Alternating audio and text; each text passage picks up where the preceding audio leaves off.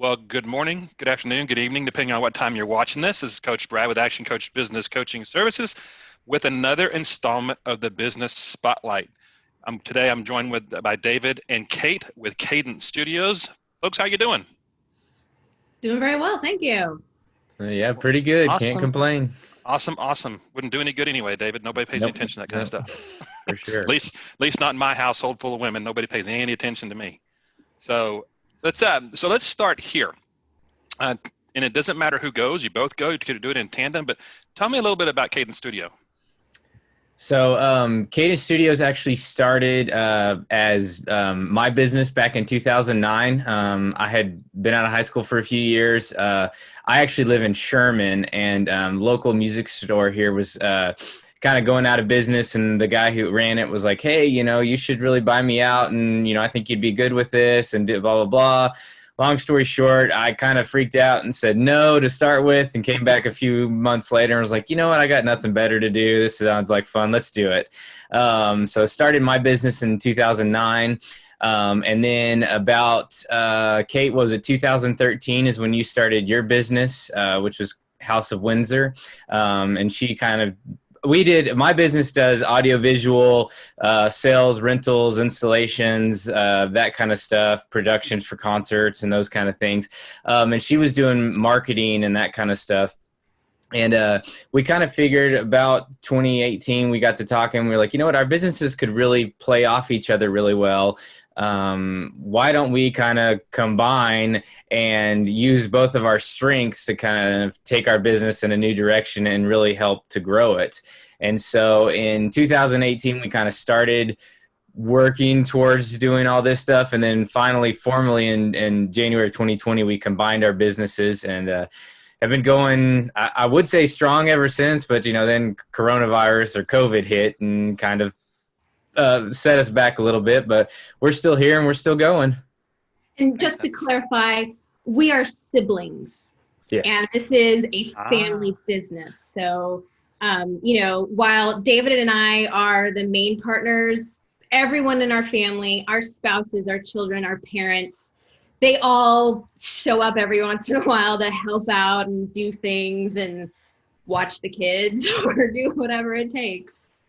See there, Kate, you're too good of an interviewee because you stole my next question, which was, how did you guys get to know each other? So never mind, I won't ask that question now. We've literally known each other our entire lives. There you go. So David, your business started in 2009. I forgot, Kate, you started House of Windsor when?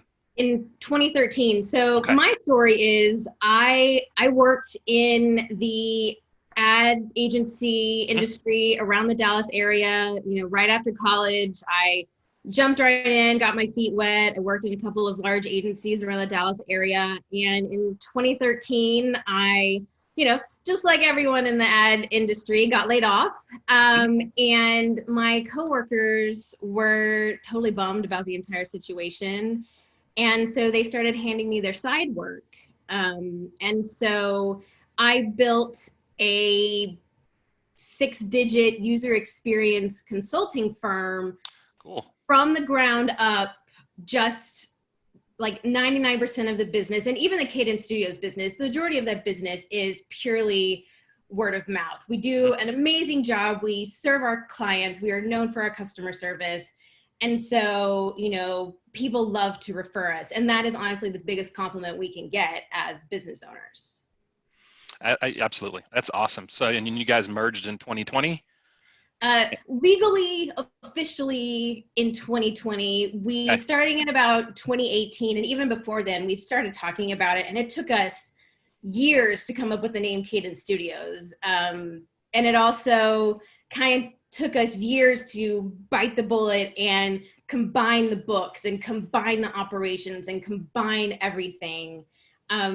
And so that's really been a fun part for me, is getting to kind of pivot from doing full-time user experience consulting and, some light marketing, digital strategy, things like that, to doing a lot of the operations stuff for Cadence Studios.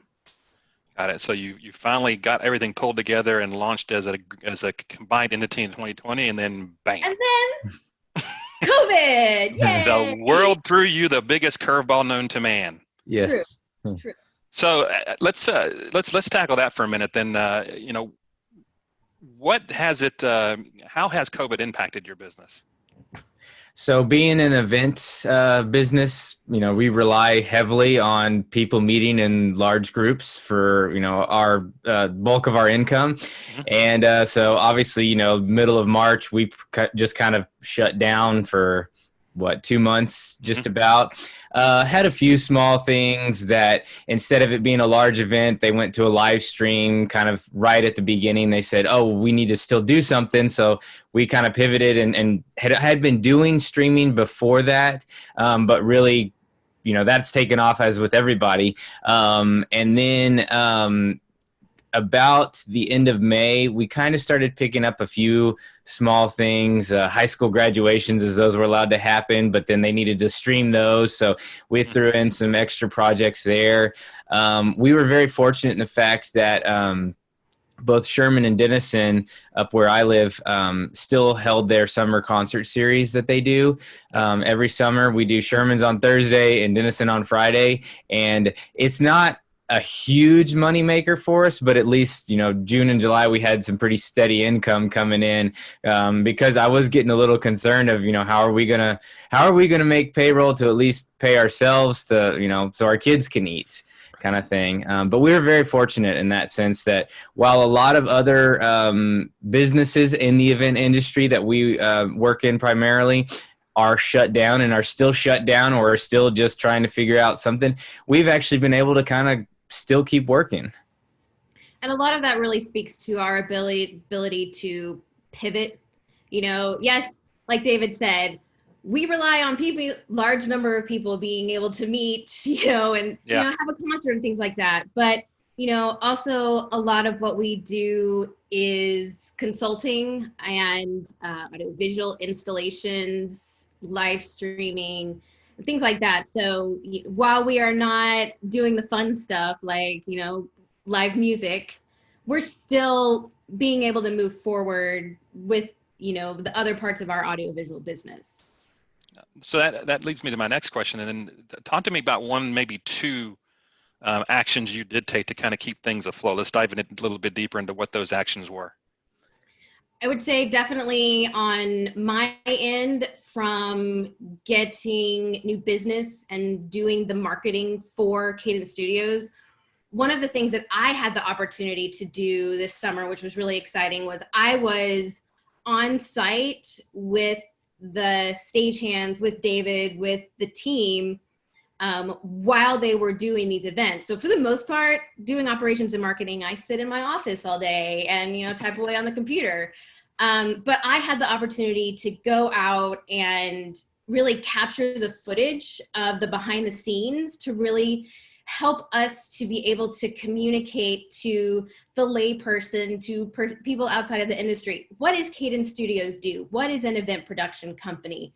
And so, we did a couple of time lapses of, some of the events that we do. There's 2 days of setup, and then there's the event, and then there's the breakdown. So we're, usually the first one's in, the last one's out. And so I was able to capture that process so that we are better able to communicate to other cities, other businesses, other potential new clients, what it is that we do and how we can help you. So, the biggest thing that I have been doing is working on how can we continue to push our marketing efforts forward so that when these live events open, when they finally, when everything is safe and everything is good to go, everybody is going to want to meet. Everybody's going to want to have a festival, a concert, a thing, whatever. And they need to know that we're available, and they need to call us so that we can get the speakers and the stage and the lighting and all of that things. We can bring in the fencing and the porta potties and the whatever. Call Cadence Studios because we can make your event happen. That's that's really cool. That it took an event like a pandemic to do what you've done, and I think that's awesome that you've been able to marry the operational piece with the the sales and marketing piece. And I assume what I'm hearing you say is create a collateral that better explains kind of how Cadence Studios work. So just like we went through in the 2008 recession, large companies were able and encouraged to continue spending their marketing dollars. So during the 2008 recession, I still had a job. My job was going great because I was in the marketing business, and the clients that we worked with, they were like, okay, we're throwing money at the marketing business so people can hear us and see us, and our business can continue to move forward. Now it's kind of the same thing. We as an event production company, we took like a 6-week break and it was sweet, and we kind of got to hang out and do nothing. But as those events, the little ones, started back up, it's important for us to capture them, to show our capabilities so that we can continue to move our business forward. Yeah. So Kate, I'm going to put you on the spot here. Since you have a background in marketing, and one of the things I coach my clients through from the very beginning when developing a marketing strategy for them is, what does your client look like? What does your ideal client look like? And almost to a person, I get somebody that can pay. I'm like, okay, well, the old saying, if you're marketing to everyone, you're marketing to no one. So who is your ideal? My background, I've spent the last 20 years in user experience. So my background is building out personas, building out those customer journeys. And then, we start working on making the internet suck a little bit less. But, ultimately, the people that I have worked with in my professional career before all of this, the one thing that we drill down is, who are we talking to? And you don't want to be all things to everybody, because then you're nothing. Exactly. So our ideal client, we are primarily B2B, business to business.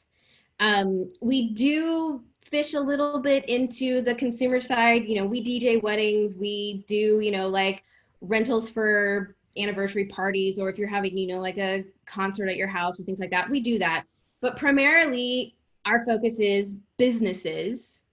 We work with small businesses. We don't typically get contracts for, like the American Airlines arena and things like that.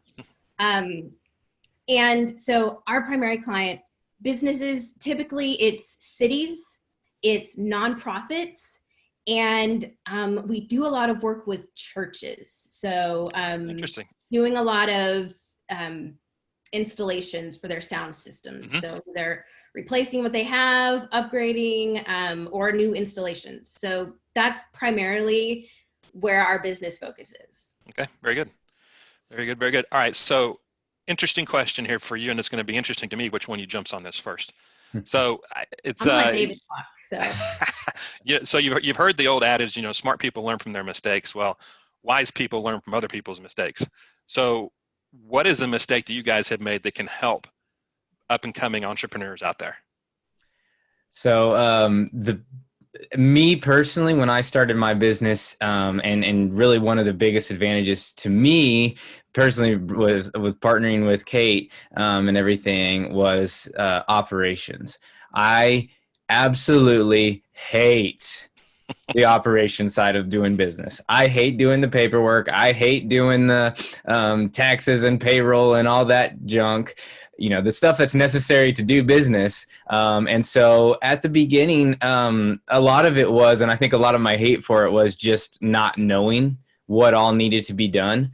I didn't graduate high school, grow up going, I'm going to own my own business someday. And I need to learn what it means for payroll, or how to run payroll, or how to take care of property taxes and this and that. And so at the beginning, it seemed like every time I turned around, oh, here's another form for now you got to file your property taxes, and then you got to file this tax, and then you got to file for this and that and everything else.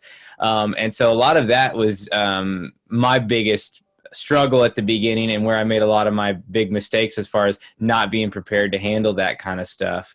And so whenever Kate and I started talking, the first thing I said was like, I absolutely hate this side of the business. I do really good out doing the work, selling the jobs, renting the equipment, setting up, operating the equipment, all that stuff. But as far as the paperwork side of things, that is not my strong suit. And Kate goes, I actually have really gotten to where I enjoy doing all that. So how about you handle all that side and I'll take care of the operations? And I said, perfect, let's do it. And we have gotten to a point where things are running smooth and we kind of have a handle on everything.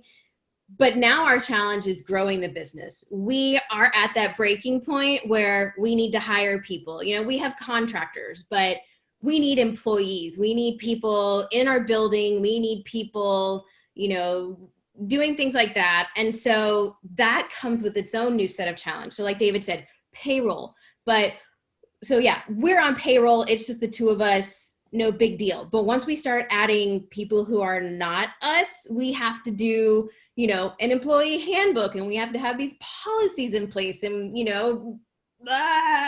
these things are not super straightforward. And like David said, I never anticipated being a business owner. I have a degree in art history.